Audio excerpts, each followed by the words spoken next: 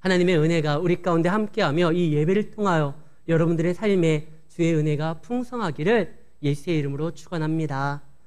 허준을 아시죠? 정광열 말고요. 그 동의보감을 쓴 허준 있잖아요. 그가 동의보감에 이런 말을 기록합니다. 약재를 쓸 때 의심이 되면 쓰지 말고 썼다 하면 의심하지 말아라. 성도는요, 주님을 믿는다고 하면 끝까지 그를 의지하고 자신의 모든 것을 맡겨야 됩니다. 비록 내 생각과 내 계획과 내 의도와 상관하지 않는 방향으로 이끌림을 받는다 할지라도 하나님은 실수하지 않기 때문에 그분 앞에 맡겨야 되는 거예요. 오늘 제자들은요, 나름대로 하나님 앞에 자신의 삶을 맡기면서 나아갔습니다. 그런데 풍랑이 온 거예요. 그들이 떠있는 그 호수의 바다 위에 풍랑이 일어남으로 인하여 어떻게 해야 될지 모르는 상황에 처하게 됩니다. 자신들이 제어할 수 없는, 자신들이 통제할 수 없는 그러한 일을 경험하게 돼요. 두려움의 십사입니다. 어떻게 하지? 예수님을 깨우죠. 그들 옆에 예수님이 주무시고 계셨거든요. 깨웁니다. 그때 예수님이 일어나시더니 갑자기 역정을 내시는 거예요. 이 믿음이 적은 자들아.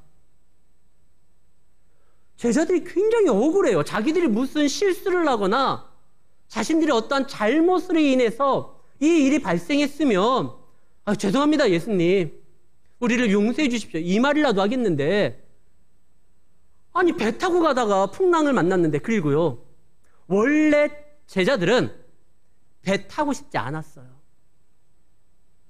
이 결정은 예수님이 독단적으로 내린 거예요.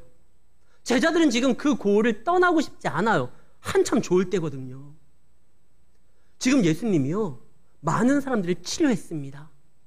8장에 보면 열병에 걸린 베드로의 장모도 치료했고, 그 소문이 퍼져서 각종 병든 자들이 다 예수님 앞에 왔는데 예수님의 치유 사역이 있었고, 귀신 달린 자들은 그 자유함을 얻게 되고, 하나님의 말씀이 증거되고 선포될 때 사람들에게 뜨거움이 있었고, 분위기가 지금 한참 좋은 거예요. 우리나라 정치인이 그 현장에 있었으면 이렇게 말했을 거예요. 별의 순간이 왔다. 진짜 지금 제자들이 생각하기에 예수님이요, 이제 대권을 향하여 무엇인가 움직여도 될 만한 열광적인 백성들의 지지를 받고 있어요. 그들이 따르겠다는 거예요. 제자들이 생각하죠. 예수를 따른 보람이 이제야 생기는구나.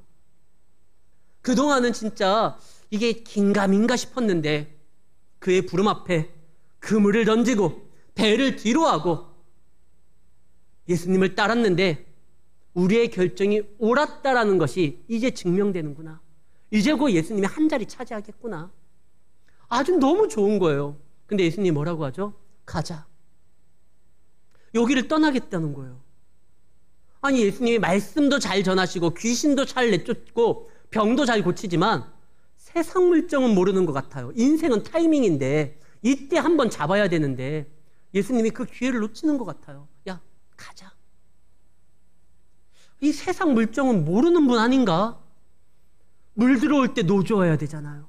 그때 배 띄워야 되잖아요. 근데 예수님은 진짜 배 띄우라고 하고 있어요.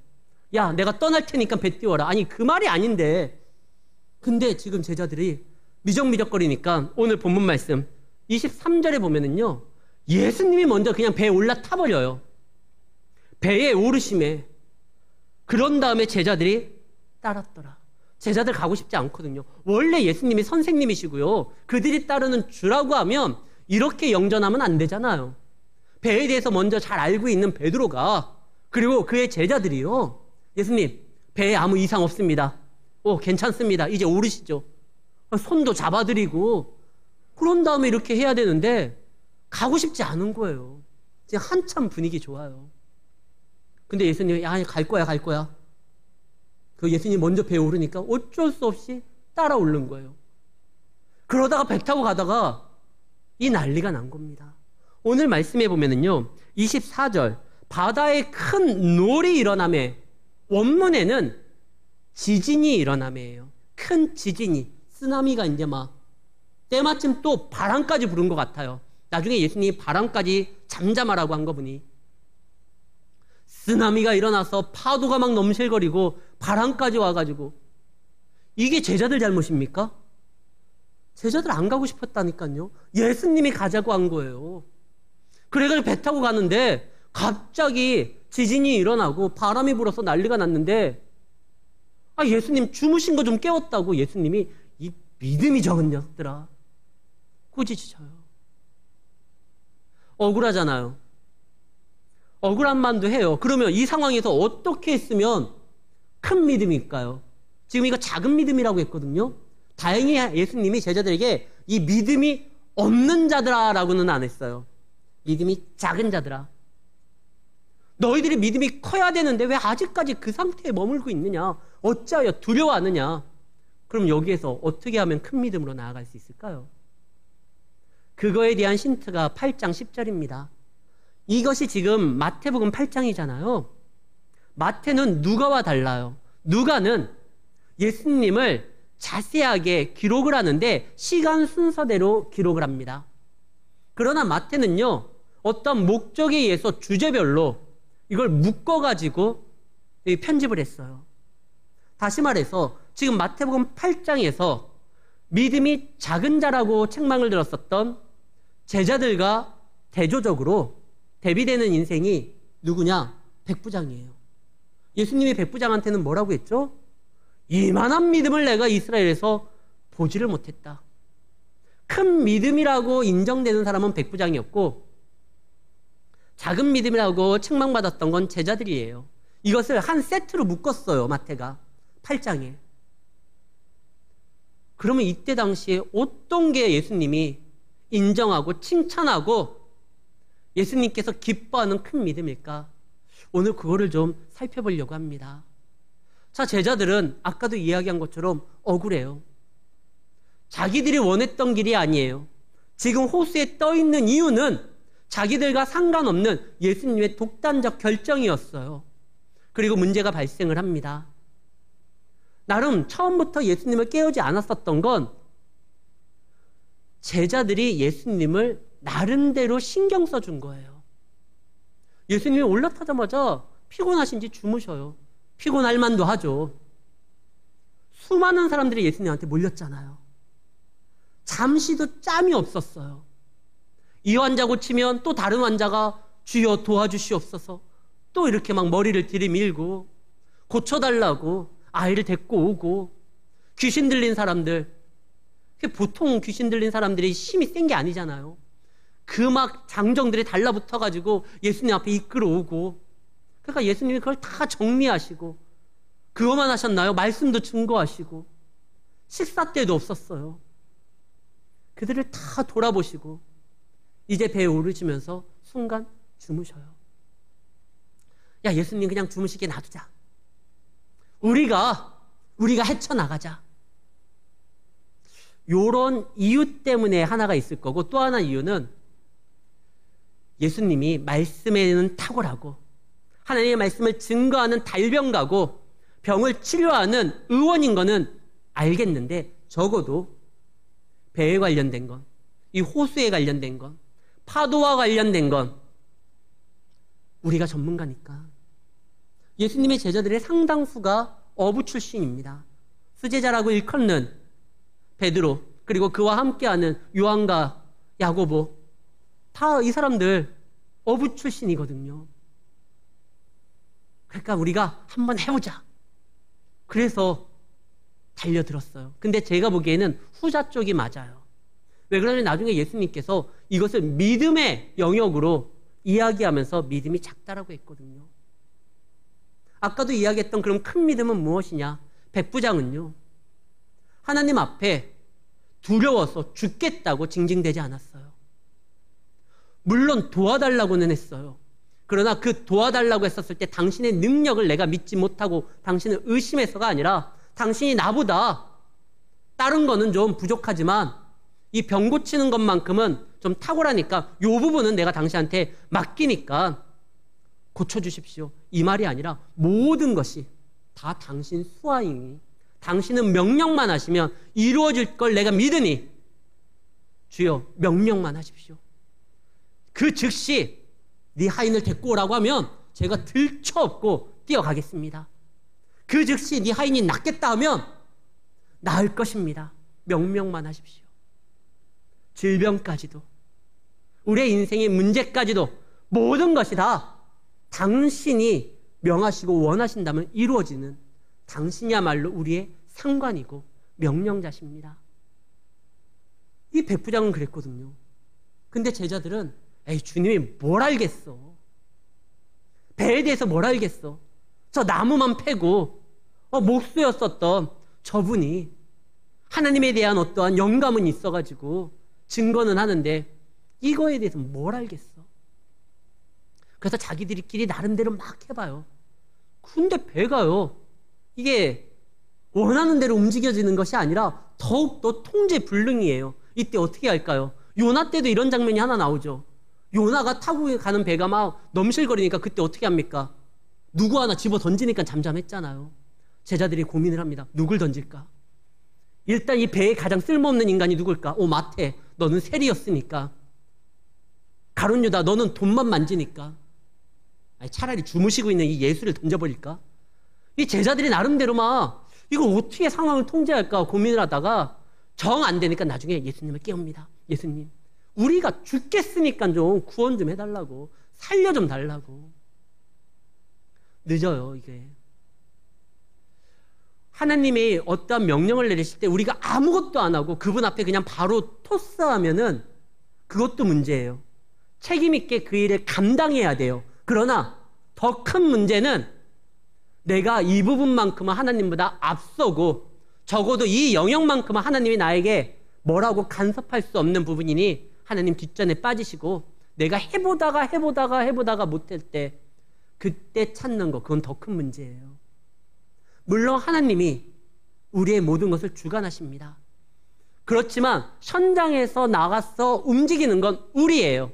우리가 책임져야 돼요. 그러나 그 책임지는 그 현장에서 있을 때도 우리는 언제나 하나님을 의지하며 그분의 뜻을 구해야 돼요. 왜? 우리의 삶은 우리 개인의 삶이 아니라 주님의 자녀로서 성도의 삶이기 때문에 그렇습니다. 여호수아가 싸워요. 그러나 명령을 내리시고 그 싸움의 성격을, 그 싸움이 하나님의 거룩한 나라를 확장시키는 성전이라는 것을 규정하는 분은 하나님입니다. 나중에요, 여호수아가 이런 적이 있거든요. 여리고성 무너뜨린 다음에 저거 아이석, 조그만 거, 내가 그래도 군대 장관이고 이스라엘의 지도자인데 하나님 앞에 물어보지를 않아요. 아무리 사소한 거라도 우리가 주님의 자녀라는 타이틀을 가지고 있다고 하면 하나님 앞에 물어봐야지. 그때서부터 우리의 삶이 개인 김승준의 삶이 아니라 성도 김승준의 삶으로서 감당하게 되는 겁니다. 제자들이 지금 왜 그 배에 탄 거죠? 예수님을 따랐기 때문에 그래요. 그러면 그 배에서 일어나는 모든 일도 주님께 물어봐야 돼요. 그러면서 주님, 우리가 어떻게 할까요? 노를 잡을까요? 짐을 버릴까요? 명령만 하십시오. 이것이 그 성도의 자세예요. 제자들은요, 풍랑이 올 때 그랬어야 돼요. 어려움이 왔었을 때, 야, 우리가 이 어려움을 헤쳐나가자. 베드로야, 너는 노를 잡고, 요한아, 너는 키를 잡고, 마태야, 넌 일단 기도하고, 주님이 함께 하시니까 우리는 최선을 다하여 이 역정을 뚫고 나가자. 그러다가 안 됐었을 때 또 주님 깨우면서 이야기를 했어야 돼요. 주님이 타신 배인데 그것이 침몰당할 이유가 없잖아요. 우리가 지난주에 봤었던 노아의 방주 얘기예요. 그 방주에는 사람은 8명만 있고 대다수가 짐승들이었어요. 그런데 그 짐승으로 가득 찬 그 배도요, 하나님의 약속이 있으니까 하나님이 지킵니다. 그 안에서 어떠한 사고도 일어나지 않고 그 배가 어느 곳에 막 부딪혀가지고 타이타닉처럼 침몰하지 아니하도록 보호하는 거, 하나님이 거기에 약속을 줬기 때문에 지킵니다. 하물며 지금 이 배에는 누가 있어요? 짐승들이 가득한 것이 아니라 예수님의 부름에 따라 하나님의 나라를 완성하려고 하는 제자들이 타고 있고, 거기에는 약속 그 자체, 하나님의 말씀 그 자체, 율법의 완성이신 예수님이, 하나님이 타고 계셔요. 그 배에 함께 타고 있는데 뭐 이렇게 두려워해요? 제자들은 지금 죽겠다고 난리가 나는 거예요. 상황이 통제 안 되니까 얼마나 두렵겠어요. 여러분들의 인생에서 내 생각과 내 계획과 내 뜻대로 도저히 안 되는 그런 순간들이 있을 겁니다. 저도 경험한 적이 있어요. 결혼한 지 얼마 안 돼서 막 목사가 되었을 때 그때 새벽 예배를 나아가려고 차를 몰고 운전하는데 바로 전날 눈이 왔어요. 마침 다리를 지나가야 되는데요. 다리 위가 가장 위험하잖아요. 거의 살며시 얼려져 있어서 제 차가 돕니다. 그때 타고 있던 차가 아토즈라는 차였는데요. 그 차가 확 도는데 제 눈에 가장 먼저 보이는 게 제 옆에 지나가고 있는 에쿠스가 보였어요. 순간 기도가 되더라고요. 주여, 저는 다쳐도 좋으니 쟤하고만 안 부딪히게 해주십시오. 큰일 나잖아요, 이거. 근데 통제가 안 돼요. 뭐 어떻게 능숙하게 이게 안 돼요. 제가 수송대였거든요. 물론 보급계였지만 근데도 운전이 안 돼. 이게 방어가 안 돼요. 우리 인생에 그럴 때가 있거든요. 지금 제자들이요, 그동안 쌓았던 지식과 경험과 자신들의 삶의 노하우를 총동원해도 여기에서는 베테랑이었었는데 이 바다는요, 이 호수는요, 이 베드로 손바닥이었어요. 어렸을 때부터 거기 거했고 수시로 틈만 나면 배 타고 나갔는데 근데 거기에서 자기가 어떻게 할 수 있는 그 상황에 처하게 됩니다. 당황스럽죠. 근데 딱 보니까 예수님 뭐 하고 계셔요? 주무시고 계셔요. 와, 이게 사람인가 싶어요. 이 풍랑이 날아서 난리가 났는데 예수님이요, 주무시고 계셔요. 흔들리지 않는 뭐 시몬스나 에이스도 아닌데 예수님이 그냥 푹 잠을 들었어요. 우리 인생에 지금 가장 결정적인 순간에, 위기의 순간에 주님이 주무시고 계셔요. 아무 도움이 안 돼요. 상담할 수도 없고 상의할 수도 없고 의논할 수도 없고 그분의 가르침과 지시를 받지도 못해요. 이거 너무하잖아요.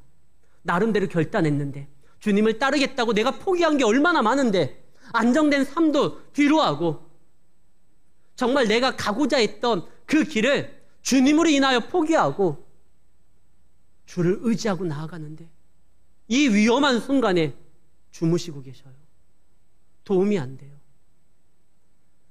예전에 제가 대학에서 근무를 할 때요, 제 후임으로 오셨던 목사님이 있습니다. 아주 똘똘해요. 수능 1세대고요. 그분이 경북 지역에서 1등 하신 분이에요. 수능이. 너무나 뛰어난 분이에요. 머리가 막 비상해요. 제가 이제 잠깐 일했어요. 이제 업무 인수 이해를 해야 되니까. 비상해요. 와, 이런 머리도 있구나, 세상에. 그리고 그분이 삼성전자에 취직을 하고 동기들보다 더 빨리 이렇게 인정을 받아서 사장상도 받았어요. 근데 참 하필이면 교회에서 은혜를 받았네. 그래가지고 하나님의 부름을 받고 목회자로 나서게 된 겁니다. 나름대로 잘 나가는 엘리트였는데요, 목회자로 부름을 받은 거예요. 그래가지고 목사로서 이제 주여, 내가 이제 세상의 어떠한 길보다 주를 위하여 살아가는 길로 나아가겠습니다. 그리고 나아갔어요. 그리고 제 후임으로 왔어요. 그리고 제가 이제 미국으로 유학을 가고 이제 연락이 왔어요. 한 1년 지났나? 목사님, 저 이제 학교 그만둬야 될 것 같습니다. 무슨 일이냐고. 학교에서 이렇게 잘리게 되었대요. 아니, 나름대로요, 잘 나가는 분이었거든요. 주를 위해서 결단하고 나아가고 목회자가 돼서, 아니, 누가 은혜를 달라고 그랬어요? 갑자기 그냥 은혜를 주셔가지고 부름을 해서 목회자가 됐는데, 근데 잘렸어요. 목사님, 저 이제 학교 그만둡니다. 그럼 어떻게 하시려고? 이제 좀 유학을 가야 될 것 같습니다. 그래서 그분이 네덜란드로 이제 유학을 갔거든요. 아니, 그 순간에 예수님은 뭐 하신 거예요, 도대체? 이분의 인생에 있어서는 그때가 가장 고민스러운 사건이었을 겁니다. 그런데요, 주님은 그때 뭐 하고 계시죠? 왜 침묵하고 계시죠? 왜 도움이 안 되죠? 지금 제자들이 당황한 거예요. 근데 예수님의 말씀은 믿음이 적다라고 책망만 하고. 그런데요, 제자들이 지금 뭔가 굉장히 큰 착각을 하고 있어요. 무슨 착각을 했느냐? 그들이 하나님 앞에 모든 것을 다 던지고 나아가는 그 길에는 영광만 있고 감사만 있고 꽃길만 있을 거라 생각을 했습니다. 그러나 주님은요, 우리를 꽃길로만 인도하질 않아요. 우리가 잘 아는 아브라함, 믿음의 조상, 그가요, 나름대로 자신의 고향에서는 어느 정도 영향력 있는 삶을 살아가고 있었는데 하나님이 그에게 일방적으로 너는 내가 지시하는 땅으로 가라. 본토 아비집을 떠나. 너는 알지 못하는 그 길로 가라. 그래서 가요. 가가지고 그가 처음으로 만난 게 뭐냐? 흉년이에요. 하나님이 약속한 가나안 땅에 들어왔는데 그 하나님이 함께하는 영광된 길로 들어왔는데 처음 경험한 게 흉년이에요. 약속의 땅에도 흉년이 옵니다. 결단하고 하나님을 따르는 그 길에도 어려움이 와요. 그때 이 아브라함이 믿음이 그때는 별로 없어가지고요. 그 땅을 떠나서 애굽으로 가는데 하나님이 간섭하지 않았으면 사랑하는 아내를 바로 왕한테 빼앗길 뻔까지 합니다. 그 다음에 다시 돌아오죠. 흉년이 왔는데 그럼 어떻게 합니까? 하나님이 인도한 길이고 하나님이 함께하는 길이고 하나님의 약속한 길이라고 하면 어려움이 와도요. 그 어려움을 이길 수 있는 힘도 주시고 분명히 그 어려운 가운데 처하는 사람들에게 하나님이 그를 통해서 거기를 살리기 위해서 그를 보낸 거예요. 여호와는 나의 목자시니 내게 두려움이 없도다. 우리가 잘 아는 시편 23편 거기에 보면 목자의 인도함 따라 갔더니만 어디를 지나가게 되죠? 사망의 음침한 골짜기를 지나갑니다. 양이 그냥 자기가 알아서 돌아다니다가 사망의 음침한 골짜기를 간 게 아니라 목자의 인도함 따라 가다 보니까 그 사망의 음침한 골짜기로 흉년의 길로 풍랑의 길로 나아갈 때가 있어요. 그러나 해를 두려워하지 않을 것은 주의 지팡이와 막대기가 나와 함께 할 것이고 이윽고 어디로 가죠? 푸른 풀밭 맑은 물가로 인도되는 거예요. 지금 어려움이 옵니다. 이때 예수님이 하나님이 원하는 건 그들에게 보여줬잖아요. 마태복음 8장을 통해서 열병도 귀신도 하나님의 말씀 하나만으로도 원거리에 있었던 백부장의 종도 치유함을 받았다는 걸 경험했잖아요. 그러면 이 길은 주의 능력의 길이라는 거예요. 어려움이 와도. 예수님이 미리 말했죠. 이 말씀 바로 전에요. 오늘 본문 바로 전에 예수님 뭐라고 합니까? 여우도 굴 있고 공중에 나는 새도 집이 있지만 나는 인자는 머리 둘 곳조차 없다. 이 말은 세상에서 거부당하고 세상에서 환난을 당한다는 거예요. 그걸 다 얘기해 줬어요. 나와 함께하는 이 배에서 어려움도 올 수도 있다. 그러나 걱정 말라는 거예요. 예수님이 그동안 보여줬던 모든 것이 뭐죠? 다 살리는 역사 아닙니까? 열병을 치유해서 베드로의 장모를 살리고요. 귀신을 쫓아내므로 그의 영혼을 살리고요. 많은 병든 자들을 일으킴으로 인하여 그들이 병마 가운데 죽어가는 것이 아니라 살리게 한 거예요. 성령의 영은 살리는 영입니다. 그동안 살렸는데 이 제자들은 죽겠다는 거예요. 어려움이 옵니다. 그러나 그 어려움을 감당할 수 있도록 주님이 그 배에 우리와 함께 거하시고 계시는 거예요. 우리가 믿음으로 나아가는데 왜 흑암으로 나아갑니까? 밝히라고요. 우리가 나아가는데 왜 어려운 길로 나아갑니까? 그 어려운 가운데 있는 사람들을 살리라고요. 그래서 가는 거예요.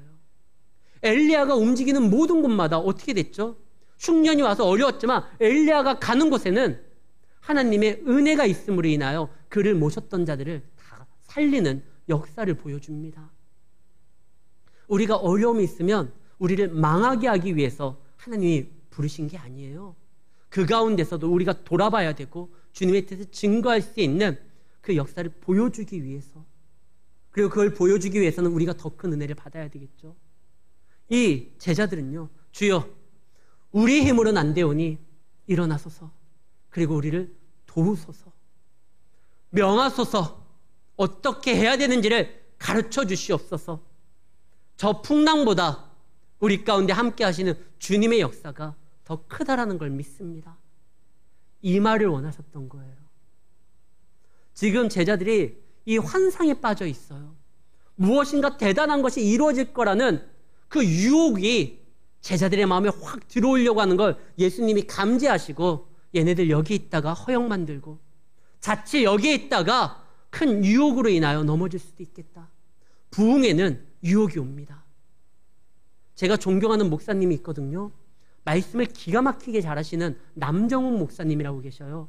그 목사님이 책을 썼는데 그 책의 제목이 부흥, 유혹과 위기, 이런 책을 썼어요. 아니 부흥인데 왜 유혹이고 위기가 옵니까?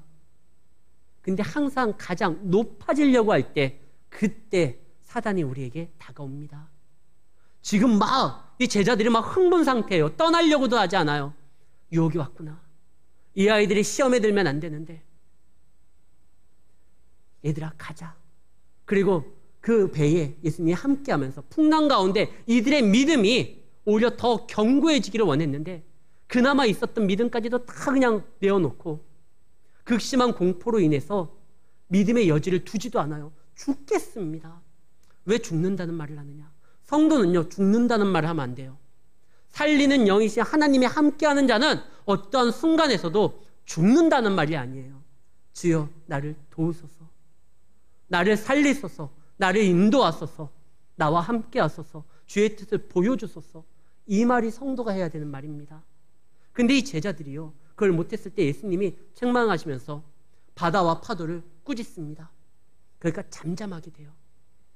그러면서 예수님이 책망할 때 이 말씀을 하시죠. 왜 두려워하느냐? 뭐가 무섭냐? 내가 지금 이 배에 함께 하는데 너희들을 보기에는 내가 조는 것 같고 자는 것 같고 아무 도움이 안 되는 것 같아 보이지만 예수님은요, 그때 육체의 몸을 입으셔서 그래요, 실상 졸았어요. 주무셨어요.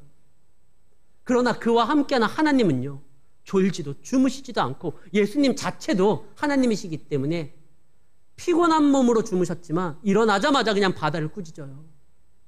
우리와 함께 하신 그 예수님은요, 능력의 하나님입니다. 그와 함께하는 그 길에 풍랑이 온다 할지라도 흉년이 온다 할지라도 어려움이 온다 할지라도 우리는 살아갈 수 있고 새로운 역사를 개척할 수 있다는 것입니다. 안타까운 건 제자들이요, 진짜 작은 믿음이에요. 왜냐하면 작은 믿음을 가진 사람들은 하나님의 구원의 역사를 보고 능력의 역사를 바라보고도요, 그것을 기이하게 여기고 놀랍게 여기고 끝나요. 그 문제만 해결되면 다시 원상태 제자리로 돌아와요. 제자들 참 이름도 잘 졌어요. 그래서 제자리로 돌아오는 것 같아요. 아니 그 큰 것을 봤으면 어떻게 해야 돼요? 당신은 과연 하나님의 아들입니다. 주여 당신만을 따르겠습니다. 이제 더 이상 적어도요 바다에서 풍랑과 이 해일로 인해서는 두려워하지 않겠습니다. 이래야 되거든요. 큰 믿음은요, 주님의 능력을 보면 바로 찬양하고 예배드리고 하나님께 영광 돌리고 한 스텝 올라가요. 모세는요, 홍해를 가르는 놀라운 역사를 경험하고 제일 먼저 한 게 뭐죠? 자기 누이 미리암과 찬양을 합니다. 홍해를 건너자마자 모세가 찬양하고 하나님께 영광 돌리고 이로 인하여 적어도 하나님은 이 바다도 통제하시는 분이구나. 그렇다고 하면 저 광야에서도 길을 내실 분이구나. 이걸 알기 때문에 끝까지 주님을 의지했던 겁니다. 그 옛날 드보라와 바락도요, 그 야빈의 철병거를 물리친 다음에 전쟁에서 큰 승리하고 제일 먼저 했던 게 찬양이에요. 드보라여 찬양하라, 바락이여 찬양하라. 그리고 하나님께 영광 돌리고 그들의 믿음이 한 단계 더 업그레이드 돼요. 그게 큰 믿음이에요. 어떠한 순간에서도 하나님을 발견하고 하나님을 찾고 하나님의 음성을 듣는 것이 우리 성도들의 자세고, 그런 다음에 더 큰 믿음으로 나아가야 되는 거예요. 작은 믿음도 구원하면 이뤄요. 우리의 공로가 아니라 주님의 역사니까요. 작은 믿음도 구원하면 이르지만 하나님의 큰 일을 감당하기 위해서는 큰 믿음이 필요합니다. 우리는 하나님 앞에 큰 믿음이 있어야 돼요. 예수님이 안타까운 건 너희들이 크게 사용될 텐데, 너희들이 이제 교회를 세울 텐데, 너희들을 통해서 열방이 뒤집어질 텐데, 이 믿음 갖고 풍랑 하나 보고 쩔쩔매는 거, 이거 안 돼. 이렇게 믿음이 적은 자들아, 두려워 마, 일어서. 사랑하는 성도 여러분, 코로나는 우리가 어찌할 수 있는 부분이 아니에요. 우리의 상황에 나타나는 많은 어려움들은 우리의 통제를 벗어날 수도 있어요. 그러나 하나님의 통제에 벗어나는 역사는 없습니다. 우리가 하지 못한다고 하나님도 못하시는 게 아니잖아요. 그분은 당신의 선한 뜻 가운데 믿음의 사람을 통해서 반드시 역사하고 움직입니다. 그래서 믿음의 위대한 사람들은 항상 어떠한 순간에서든지 하나님 앞에 주파수를 맞춰서 주님의 음성을 들어요.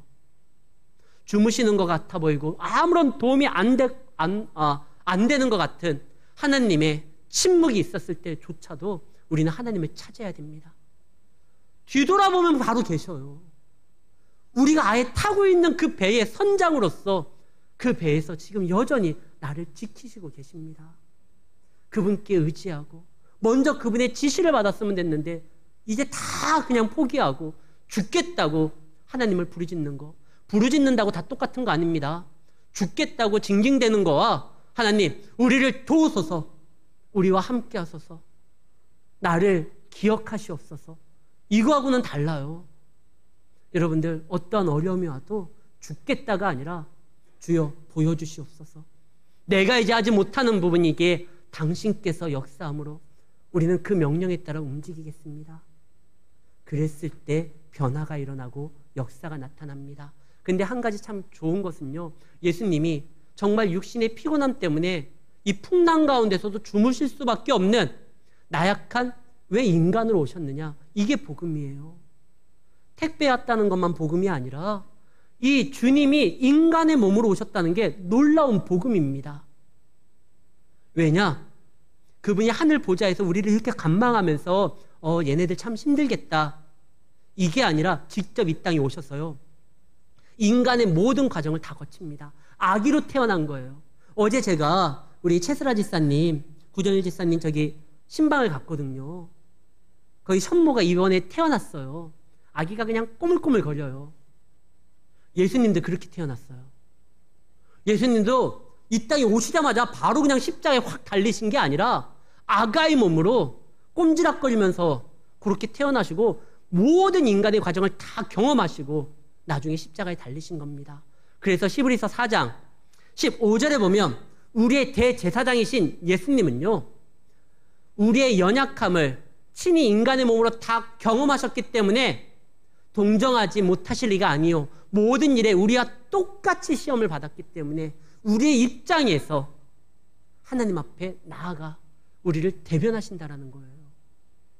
예수님이 인간으로 오셨다는 게 큰 기쁨입니다. 우리에겐 놀라운 소식이에요. 그리고 그분이 또 하나님이잖아요. 그래서 우리의 구원은 그 모든 것을 경험하시고 우리를 이해하시는 그 주님으로 인해서 더욱더 구원이 완전해질 수 있고 단단해질 수 있다는 것입니다. 인간이신 그 예수님, 하나님의 아들이신 그 예수님, 하나님의 본체이신 그 예수님이 지금 여러분의 인생에 여러분과 함께 하십니다. 그분 앞에 구하시고 그분과 함께하는 인상에서 더욱더 두려워하는 것이 아니라 담대하게 나아가 끝까지 사명 감당하면서 이기시는 우리 성도님들이 되시기를 예수의 이름으로 축원합니다.